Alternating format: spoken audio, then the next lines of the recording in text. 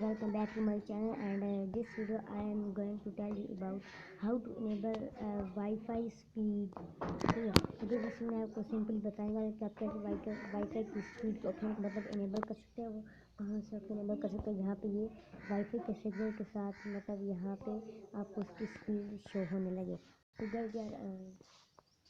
बिना किसी से वीडियो को स्टार्ट कर लेते हैं। उससे पहले अगर आपने क्या करना है, प्लीज़ चैनल को सब्सक्राइब कीजिए, नोटिफिकेशन बेल को ऑन करके ऑल पर टैप कर दीजिए। उसके बाद वीडियो को लाइक कीजिए और एक कमेंट कीजिए। अब वीडियो को शुरू करते हैं। तो दोस्तों आपको सिंपल करना है कि अपने मोबाइल की जो सेटिंग में जाना है, ठीक है। सेटिंग जाने के बाद यहाँ पे आपको ऑप्शन दिखेगा डिस्प्ले, इस पर टैप कर देना है।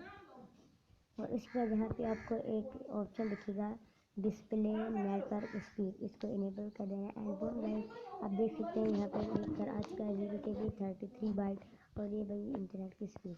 तो ये थी आज की छोटी सी वीडियो। अगर अच्छी लगी तो प्लीज़ चैनल को सब्सक्राइब कर दो, नोटिफिकेशन बेल को ऑन करके ऑल पे टैप कर दो एंड वीडियो को लाइक कर दो एंड कमेंट कर दो। मेरे नेक्स्ट वीडियो में तब तक के लिए गुड बाय।